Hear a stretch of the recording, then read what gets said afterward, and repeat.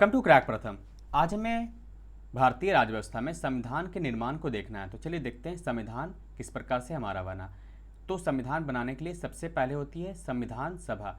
ये जो संविधान सभा है इसकी सबसे पहले मांग की गई थी एम.एन. रॉय के द्वारा वर्ष 1934 में।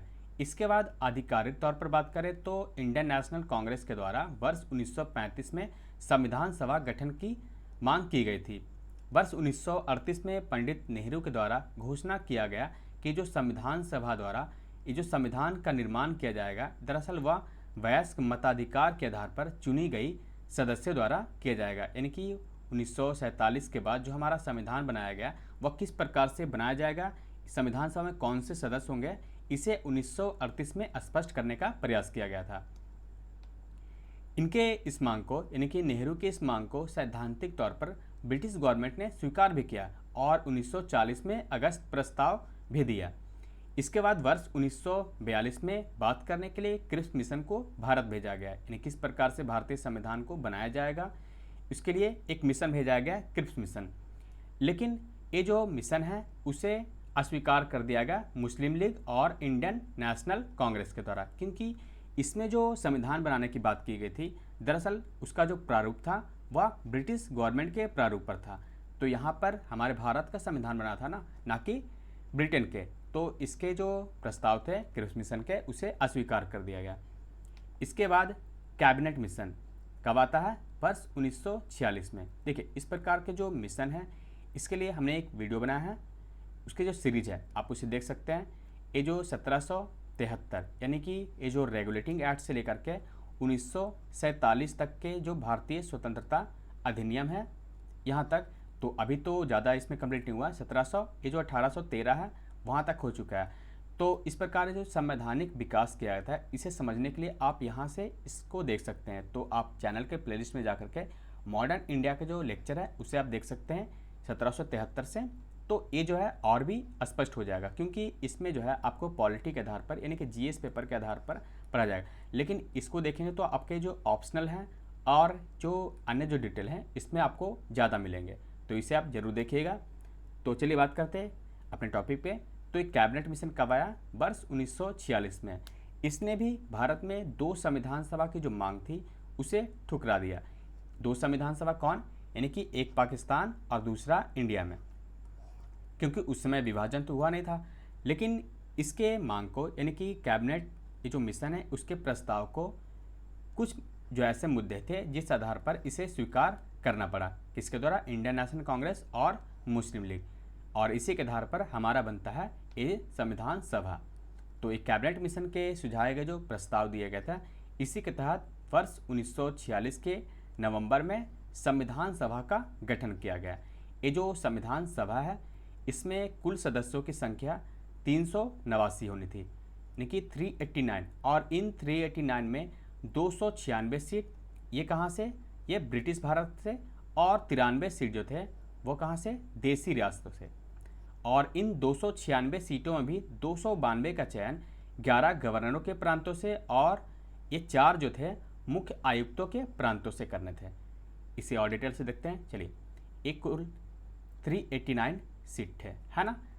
389 में से ये जो 296 सीट थे वो ब्रिटिश भारत से, और जो 93 सीट थे कहाँ से, ये देसी राज।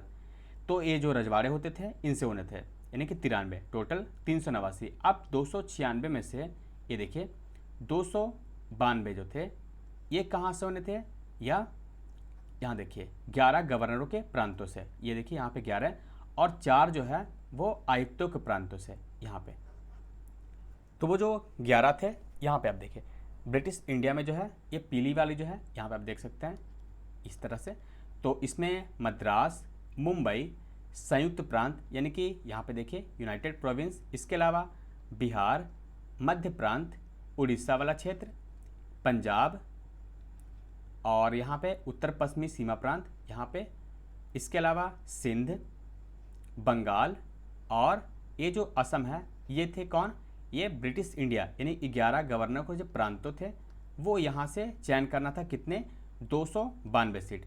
और जो 4 अन्य सीट जो थे यानी कि जो 296 है इसमें से 292 तो हो गया इन 11 गवर्नरों के प्रांतों, और जो 4 अन्य जो थे वो मुख्य आयुक्तों के प्रांतों से चयन करना था। इसमें जो था पहला दिल्ली, इसके अलावा अजमेर, मारवाड़ और कुर्ग बलूचिस्तान, ये वाला एरिया, यहाँ से दिल्ली, अजमेर, मारवाड़ और कुर्ग बलूचिस्तान का एरिया है, यानी जो कमिश्नर वाला जो प्रांत है, यहाँ से 4 सीट का चयन करना था। कहाँ पे? संविधान सभा में। बाकी जो 93 सीट है यहाँ पे, ये जो प्रिंसली स्टेट है इन सब, जैसे राजपूताना, जम्मू कश्मीर, हैदराबाद, मैसूर, तो ये जो 93 सीट है यहाँ से इनका चयन करना था, और टोटल हो गया 389। यहाँ पे अन्य प्रावधान थे इसमें कि प्रत्येक प्रांत में देशी रियासतों को उनकी जनसंख्या के अनुपात में सीटें आवंटित की जानी थी। यानी कि ये जो प्रांत और देशी रियासतों से जो सीट चयन करने थे, उनमें सीट किस प्रकार से हो गए? प्रत्येक 10 लाख पर एक सीट का, यानी कि समान तौर पर प्रत्येक 10 लाख पर एक सीट का प्रावधान किया गया था। तीसरा है, प्रत्येक ब्रिटिश प्रांत को आवंटित की गई सीटों का निर्धारण ये जो 3 प्रमुख समुदायों के बीच से करनी थी। कौन कौन? मुस्लिम, सिख एवं सामान्य। सामान्य में सभी आ जाते थे। चौथा है, प्रत्येक समुदाय के प्रतिनिधियों का चुनाव प्रांतीय असेंबली में उस समुदाय के द्वारा किया जाना था, और कैसे होता था? एकल संक्रमणीय मत के माध्यम से समानुपातिक प्रतिनिधित्व तरीके तरह। ये जो तरीका होता है इसमें होता क्या है, डायरेक्ट हम वोट नहीं देते हैं। दरअसल जो भी मेंबर, जैसे आपको किसी व्यक्ति का चयन करना, मान लीजिए ए है और यहाँ पे बी भी खड़ा है, सी भी खड़ा है, तो आपको यहाँ पर क्या करना है? डायरेक्ट किसी को ए को वोट नहीं देना, बल्कि आपको इसमें वरीयता देना है। जैसे आपको एक पेपर दे दिया गया, तो इसमें आप मान लीजिए बी को पहले रखना चाहते हो, बी के सामने आप फर्स्ट कर दीजिए, सी को सेकंड पे और ए को थर्ड पे। तो इस प्रकार से आपको पेपर में वरीयता देना होता है कि किसे आप फर्स्ट नंबर पे रखेंगे, थर्ड नंबर पे, सेकंड नंबर पे। तो ये है एकल संक्रमणीय मत और समानुपातिक एक प्रतिनिधित्व प्रणाली। तो इस माध्यम से इनका चयन किया जाना था। पांचवा है, देशी रियासतों के जो प्रतिनिधि है इनका चयन, यानी कि जो 93 जो सीट है उनका चयन कौन था करता? रियासतों के जो प्रमुख थे उनके द्वारा। तो ये 93 जो सीट है वो इस समय तो भाग लिए भी नहीं, यानी कि 389 था, उसमें इन्होंने शुरुआत में भाग नहीं लिया। आगे देखते हैं कैसे इन्होंने इसमें भाग लिया। अतः स्पष्ट है कि ये जो संविधान सभा है वो आंशिक रूप से चुनी हुई और आंशिक रूप से ये जो नामांकित निकाय थी। चुनी हुई कैसे? क्योंकि ये जो 296 सीट थी इसमें तो चुना गया था, लेकिन ये नामांकित, इसमें क्या था कि ये जो प्रमुख थे यानी देशी रियासतों के, उनके द्वारा इनका चयन करना था। तो आप समझ गए, ये चुनी हुई भी थी और नामांकित भी थी। कौन? हमारी संविधान सभा। इसके अलावा सदस्यों का जो चयन था वो अप्रत्यक्ष रूप से प्रांतीय व्यवस्थापिका के सदस्यों द्वारा भी किया जाना था। यानी जो कुछ सदस्य थे उनको अप्रत्यक्ष यानी कि इनडायरेक्ट रूप से भी चयन किया जाएगा। जैसे आज हमारे संविधान के तहत जो राज्यसभा है तो उसमें अप्रत्यक्ष तौर पर चुना जाता है ना विधानसभा के सदस्यों द्वारा, तो उसी तरह से राज्यों में जो 1935 के तहत प्रांतीय व्यवस्थापिका स्थापित की गई थी उनके सदस्यों के द्वारा भी कुछ सदस्य को चयन किया जाता था। इसका आधार था ये जो 1935 में भारत शासन अधिनियम बनाया गया था, जैसे कि कर, संपत्ति एवं शिक्षा के आधार पर इसमें प्रावधान किया गया था कि किस आधार पर इनको चयन करना है कुछ सदस्यों को, जैसे कि आज हमारे राज्यसभा में चयन किया जाता है। इसी प्रकार से ये जो 93 जो रियासतों के सदस्य हैं इन्होंने संविधान सभा से अलग रहने का निर्णय लिया। यद्यपि संविधान सभा का चुनाव भारत के वयस्क मताधिकार के आधार पर और स्वतंत्र रूप से, ये प्रत्यक्ष रूप से तो नहीं हुआ, लेकिन इसमें प्रत्येक समुदाय, जाति और महिलाएं इसमें शामिल थी। यानी कि हम ये नहीं कर सकते कि इसमें पूरा भारत शामिल नहीं था।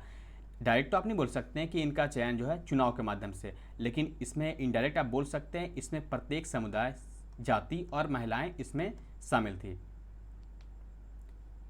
ये जो संविधान सभा है इसकी कार्यप्रणाली को देखें तो सबसे पहले इसकी बैठक की गई थी 9 दिसंबर 1946 को, और इसमें कुल 211 सदस्यों ने भाग लिया। 389 टोटल थे।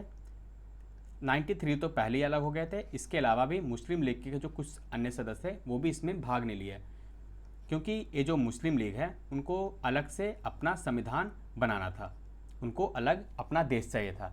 तो ये जो प्रथम बैठक हुई थी 9 दिसंबर 1946 को, तो उस समय अस्थायी तौर पर एक अध्यक्ष को बनाया गया था, सच्चिदानंद सिन्हा जी को, इनको।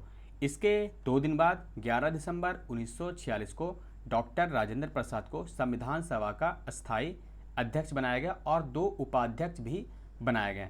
पहले डॉक्टर एस.सी. मुखर्जी और दूसरे हैं वी.टी. कृष्णमाचारी।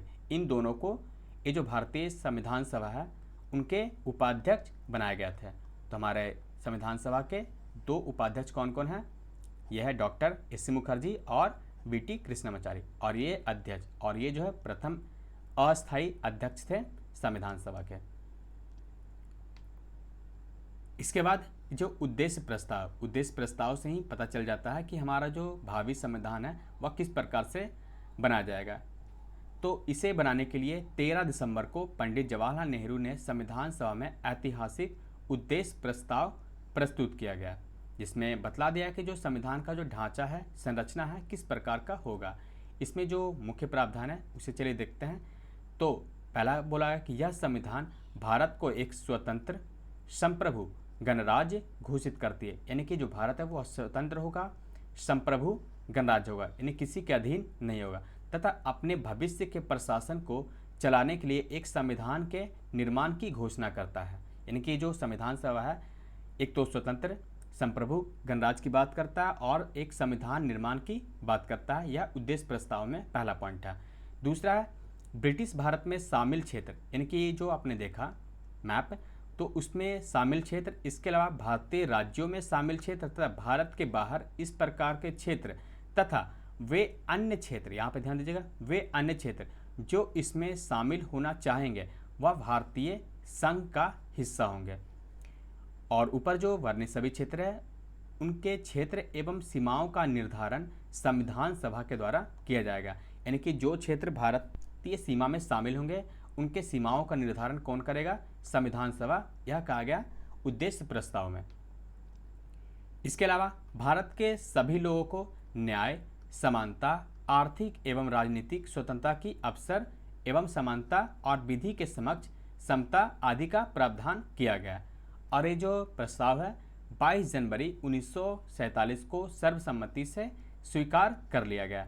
लेकिन 15 अगस्त 1947 को हमारा देश आज़ाद हुआ, यानी कि उससे पहले स्वतंत्रता अधिनियम 1947 पारित किया गया। इसलिए इसके तहत कुछ प्रावधान जो थे इसमें बदलाव किए गए, यानी कुछ परिवर्तन किए गए, क्योंकि ये जो है 3 जून को जब भारत के बंटवारे के लिए प्रस्ताव पेश किया गया तब इसमें धीरे धीरे देसी रियासत के अलावा मुस्लिम लीग के वे सदस्य जो भारतीय सीमा के अंदर आ चुके थे वह भी अब इसके अंग, यानी कि संविधान सभा है उसके अब मेंबर और इसमें हिस्सा लेने लगे। इसमें जो बदलाव किया गया उसे चले देखते हैं। मुख्य परिवर्तन जो किया गया, पहला, संविधान सभा को पूर्णतः संप्रभु बना दिया गया, यानी कि अब जो है संविधान सभा कोई भी संविधान का निर्माण कर सकती है। इतना ही नहीं, वह ब्रिटिश कानून को भी रद्द कर सकती है। इतना अधिकार दे दिया गया संविधान सभा, यानी कि एक तो वह कोई भी संविधान का निर्माण कर सकती है, साथ ही ये जो ब्रिटिश गवर्नमेंट के जो कानून है उसे भी रद्द कर सकती है। दूसरा है संविधान सभा सभी, अर्थात जो संविधान सभा है वह अब एक विधायिका भी बन गई, यानी कि उसे अब 2 कार्य करने थे। एक तो संविधान का निर्माण करना था और दूसरा है क्योंकि ब्रिटिश गवर्नमेंट तो चली गई तो देश में कानून कौन लागू करेगा, तो ये संविधान जो सभा है उसी के द्वारा देश में कानून को भी लागू करना था। यानी कि एक प्रकार से यह संविधान का निर्माण करती थी और दूसरा जो कानून थे उसे भी लागू करने का प्रयास करती थी। प्रयास नहीं बल्कि पूर्ण तरह से कार्य किया। तीसरा है इसमें जो प्रावधान किया गया था कि मुस्लिम लीग के जो सदस्य पाकिस्तान वाले क्षेत्र में गए थे अब संविधान सभा से अलग हो गए थे, क्योंकि बंटवारे के बाद ये जो पाकिस्तान वाला क्षेत्र है उसमें भी मुस्लिम लीग के सदस्य थे, वे अब संविधान सभा से अलग हो गए थे। जैसे कि पश्चिमी पंजाब, पूर्वी बंगाल, उत्तर पश्चिमी सीमा प्रांत, सिंध, बलूचिस्तान एवं असम का सिलहट जिला, ये सब क्षेत्र अब कहाँ गए थे? पूर्वी और पश्चिमी पाकिस्तान में शामिल हो गए थे। इसलिए ये जो परिवर्तन हुआ किसमें? संविधान सभा में। इसलिए ये जो अलग होने के कारण इसकी सदस्यों की संख्या 389 से घट करके 299 हो गए, यानी कि ये जो ब्रिटिश प्रांत है उसमें हमने देखा 296 सीट से घट करके अब सदस्यों की संख्या 293 हो गई, और इसी प्रकार से देसी रियासतों की जो संख्या थी कितनी 93 से घट करके 70 हो गई, और टोटल हो गया 299। कुल कितने थे 389। इस पॉइंट को याद रखिएगा। अब बात करते हैं ये जो संविधान निर्माण करने की अन्य जो प्रक्रिया थी उसमें, यानी भारतीय संविधान सभा जो थी वह संविधान निर्माण और कानून लागू करने का कार्य कर रही थी, लेकिन उसके साथ ही इन्होंने कुछ अन्य कार्य भी किया। जैसे कि मई 1949 में राष्ट्रमंडल में ये जो भारत की सदस्यता है उसका सत्यापन किया। राष्ट्रमंडल इसे भी हम देखेंगे। दूसरा है 22 जुलाई 1947 को राष्ट्रीय ध्वज को अपनाया गया। इसी प्रकार से 24 जनवरी 1950 को राष्ट्रगान एवं राष्ट्रगीत अपनाने के अलावा देश को डॉक्टर राजेंद्र प्रसाद के रूप में प्रथम राष्ट्रपति भी मिला। यानी कि जो 24 जनवरी 1950 काफ़ी महत्वपूर्ण दिवस है। इस दिन हमें 3 चीज़ें मिले, राष्ट्रगान, राष्ट्रपति और राष्ट्रगीत।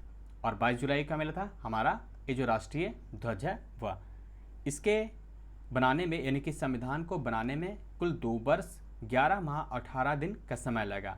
इसमें कुल 11 बैठकें की गई और इस पर लगभग 64 लाख खर्च हुए, और इसे बनाने के लिए लगभग 60 देशों के संविधान को अवलोकन किया गया।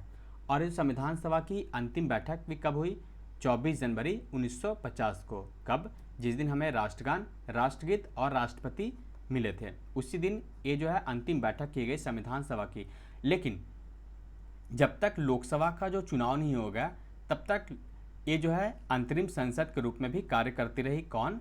ये संविधान सभा। तो इस वीडियो में बस इतना ही। Thank you for watching crack प्रथा।